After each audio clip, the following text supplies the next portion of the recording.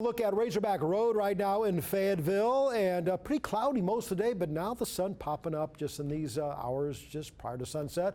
Tomorrow the weather expected to get much more severe with possible storms rolling in.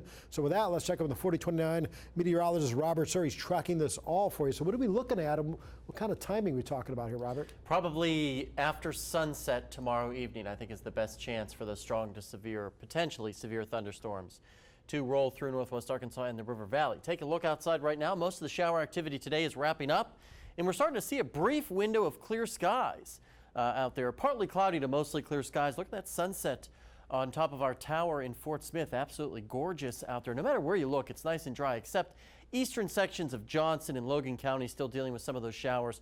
We're watching this cold front as it'll make its way toward our area over the next 24 hours. Not here yet. That's why we still have temperatures mostly in the 60s in northwest Arkansas, mid to upper 60s in the River Valley. I don't see any 70-degree readings anymore. Paris has cooled down to 69 after they were at 70 last hour. There's that cold front. Maybe a couple of showers still left over across McDonald County. That's about it.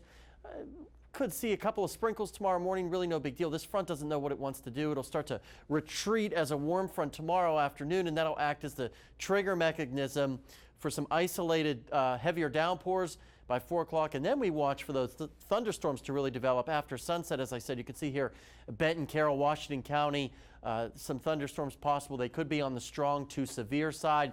Then that front will figure out it wants to cross the area in the overnight hours, bringing with it more shower and thunderstorm chances, and then behind it much colder air, and some of this leftover activity Monday morning could end as a little bit of a wintry mix or a little bit of light snow. SPC boys have the entire area under a slight risk tomorrow evening. That's for scattered severe thunderstorms. Now, in terms of the hazards here, a 15% risk of damaging winds for our area. That's what we're thinking, is damaging winds will be the primary threat. However, we cannot rule out an isolated tornado here.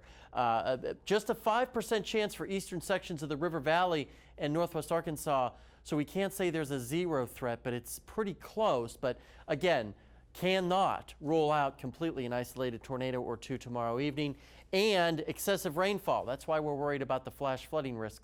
There's a slight risk for that. Now tonight, depending on how far south the front gets, could be in the upper 40s northwest Arkansas, but upper 50s for the River Valley, and we'll rebound tomorrow into the 60s and 70s out ahead of that front. Now, as I show you the 7-day forecast here, I do want to say this. If we end up being mostly cloudy to overcast tomorrow, that will kind of limit the severe potential. So if you don't want the severe storms, you want to hope that we stay mostly cloudy tomorrow.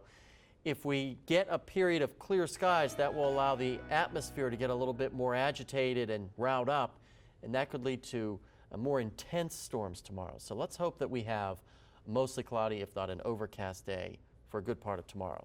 Stay with us. We will have Jordan Black with the Sports World Update right after the break.